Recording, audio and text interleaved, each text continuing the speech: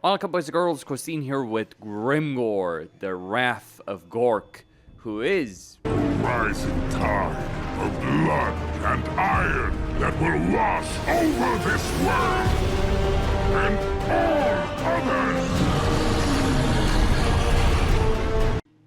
That, in essence, explains Grimgor's entire character and his motivation. He is the Scourge of God, come to deliver punishment on Gork's enemies. Really, the Wrath of God, if you want to go poetic a bit on that subject, he's very simple to understand. He wants to fight, he loves fighting, he thinks fighting serves the purpose of Gork, which, given orcish gods and religious beliefs, probably makes a huge amount of sense. He replenishes campaign movement range after a bell, and he has the lads with him. A bunch of Black Orc big bosses, and he'll get even more of them. Plus 2 hero capacity from his special skill line. And he can recruit them on a faction-wide level, so you can get 5 of these bastards really quickly in a campaign. Here I only got 2 of them for his army. Leave some for others, Grimgor. Or not. Then again, you wouldn't be playing Grimgor if you were looking for the gentle path. But in essence, that is the quintessential aspect of Grimgor. Now, let's go over how to do it, how to dominate in this campaign. When you start a campaign, you'll have 2 battles over there, Gorger's Rock, and as well as an Ogre camp right here. What you want to do, you want to take Gorger's Rock, and you want to ensure that Grimgor is the one taking the damage. Then, once you have, then get your barracks to tier 2. The reason you want to get your barracks to tier 2 is you will be able to recruit big guns. So we're going full on melee ahead over here with Grimgor, and as well as some ranged. Orc archer boys may not be the best archer units in the game, but they certainly can pack a heck of a punch and are not necessarily too bad in melee either. And that's kind of a funny thing. Kislev archers, Kislevite warriors want to be orc archer boys. They dream about it, really.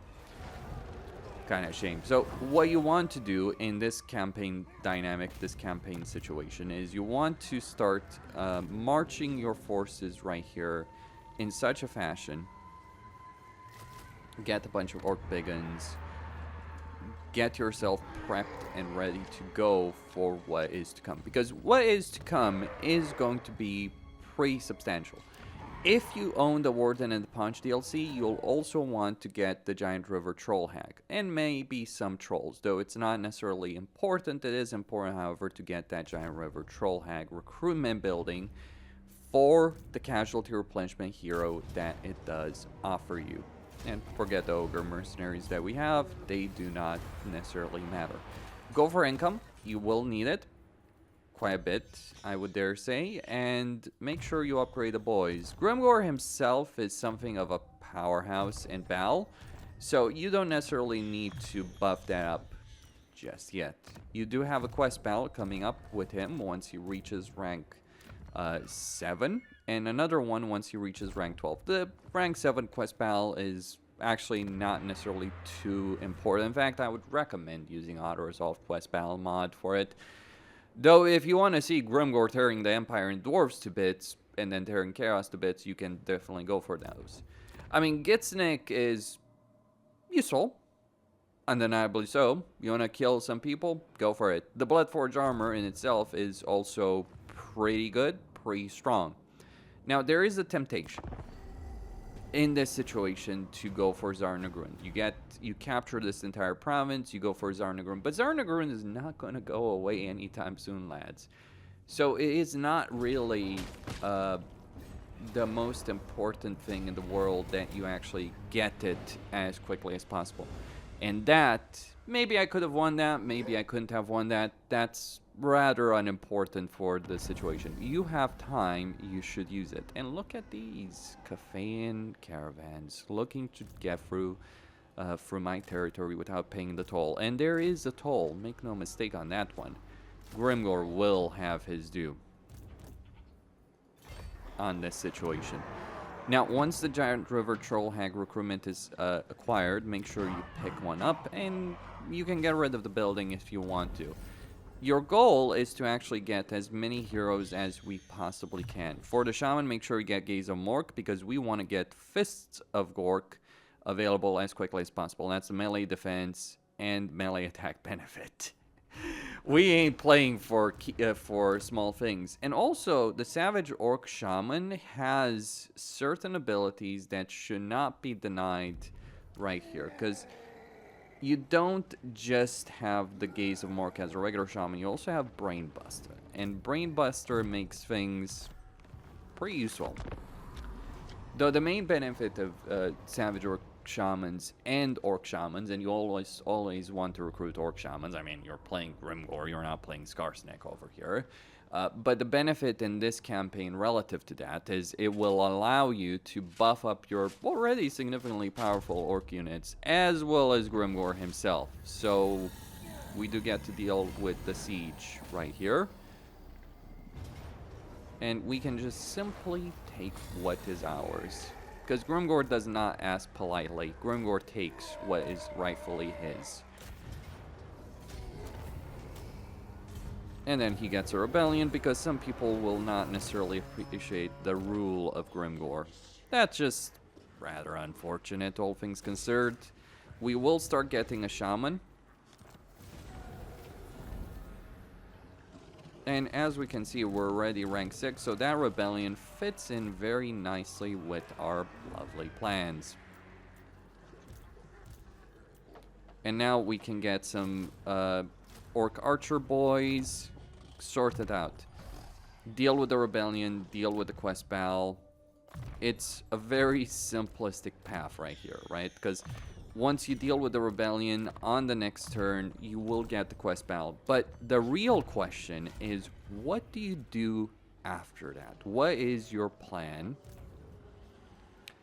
once you've sorted all of that out? Well, make sure you get the replenishment. It will be very beneficial in your campaign. And make sure you get Root Marcher as well over here.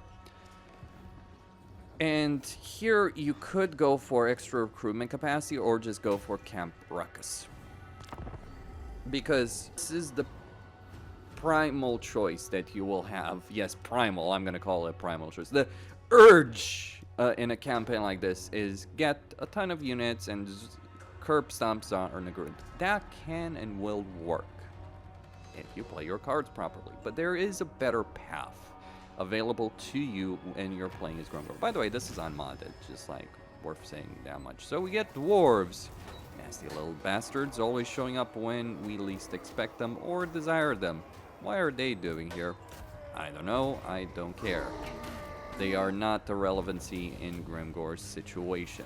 In fact, quite the opposite. They are the least expected and most annoying nuisance to deal with in a campaign like this.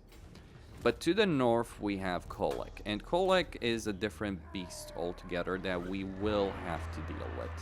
Ignore that building, it's not really relevant. But first, we have some gits that need to understand the right of Grimgor to all their stuff. It's only the natural order of the universe. Grimgor wants something, Grimgor takes something. And if you try and deny him, he's got a far bigger boot than you do. Seriously, I'm not even gonna get Snick here. Or if I will, you can use quest battles as something of an income multiplier. Let me explain that.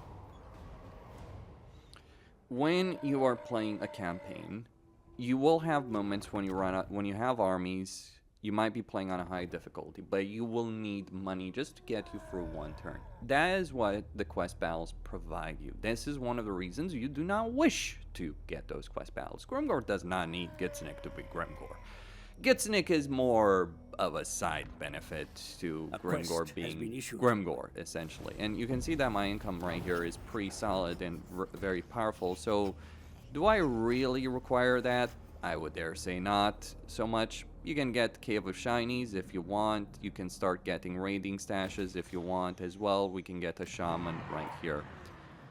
And suddenly our army, and make sure you go for the regular orc shaman because the irregular ones may not necessarily be worth it. We're gonna move that savage orc great shaman, and yes, first we beat Greenskins and then we deal with everything else. Just the way of the world, really. Get rid of the orc boys. Sometimes goblins have a value proposition. Not much, but it does exist at the very least if you know where to look, and get rid of that specific structure. We're doing a lot of micromanagement here, and is not necessarily something Grimgor enjoys, but tough shit. Sometimes even he needs to play this game. Funnily enough, you can go with scrap upgrades and make your Black Orc Immortals that much better. You get Immortals armor, and you also get padded shields for your units. You can also get reload time reduction if you want to, as well as armor and speed. Armor and speed are the quintessential aspects in a campaign that make that campaign just better, because they give you that kind of extra benefit. Make sure you get elusive for your guys, thick-skinned, hard to hit for these guys. It's not just about the armor. Hard to hit melee defense gives them that extra bit of survivability that could be useful. And funnily enough, in a lore appropriate version for the end times, we can even get those ogres as an ally. Why bother building a province that you do not need when you can get ogre allies that can provide you tons of benefits, including their wonderful, wonderful unit recruitment?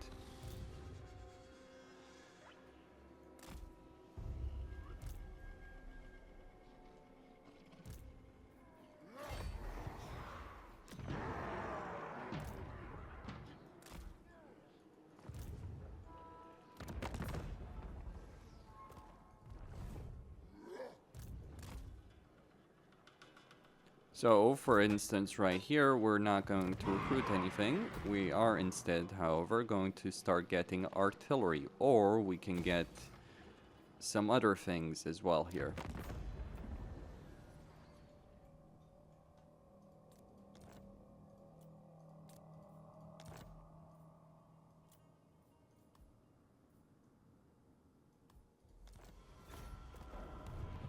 And get them in a war involved against our mutual enemies, let's just say that.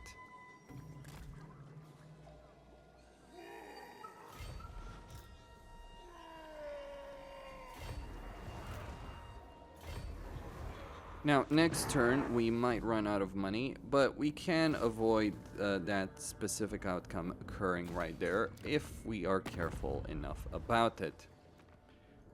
Also, because of the vision we're granted with the cafe and caravans, we have the way of getting various factions to essentially bend the knee to the wrath of Grimgor, including Tamarkan.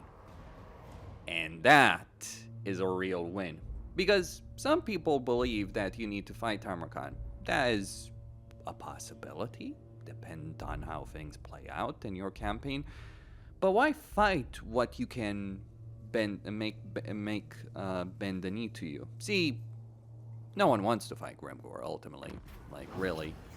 Let's get some chaos, undivided corruption. We're Greenskins. We do not care. And if Tamarkan takes that specific settlement, well, tough shit. He's gonna find out what happens when Grimgor wants his shit. And it won't be gentle.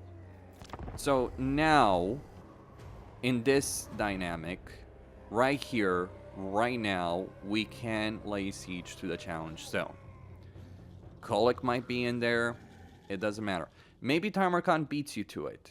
One of the reasons you actually want to do this is you don't want to end up fighting Tamarkan. He's kind of a waste of space in terms of how things unfold here.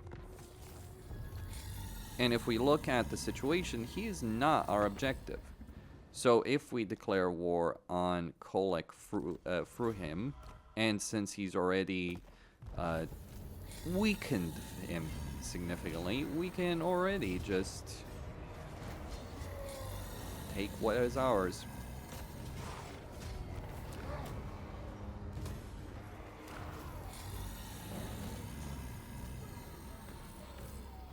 I mean, we could always fight him. But why fight when you can do this? See, this is the solution to all of your lovely freaking problems when you are playing Grimgor. And we can even declare war on Zaytan, but next turn. Keep that in mind. Just next turn.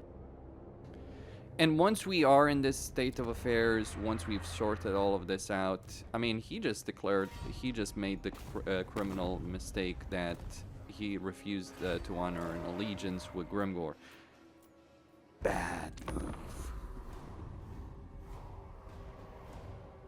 Really bad move. Grimgor does not do gentle. But that temporary military alliance has ensured that when we go to war against Zaytan, could have just chosen not to start that war, but that means you can use Tamarkan to conquer Zaytan when you are at war with him. Just take one of these elements, give it to a barracks, make sure Tamarkan joins in. Tamarkan deals with Cafe. You've got a solid enough foothold on things in order to get things rolling.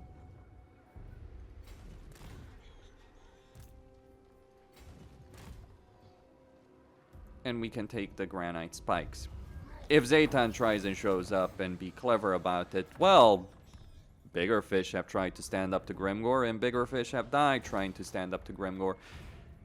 There is no scenario in which this ends well for Zaytan. Let's just say that much. None. Zero. Zilch.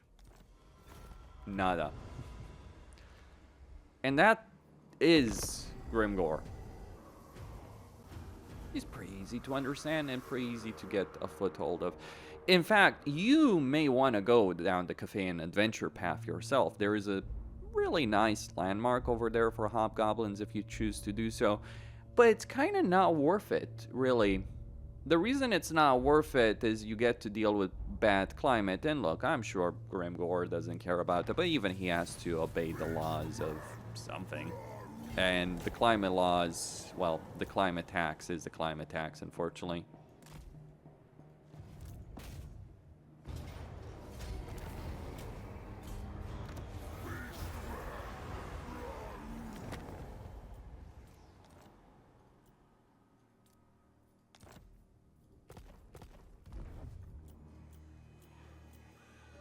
Or we could just keep going and get the Valerie for ourselves.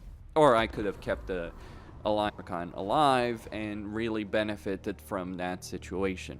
At this point, however, I'm not really interested in that. And even if Tamarkan does end up declaring war against us, we're kind of not interested in his excuses. Besides, we've got our Orgar buddies to provide a nice little buffer. And one might be concerned about, like, what will happen if Tamarkan becomes really powerful, but here's the thing. He won't. He can't.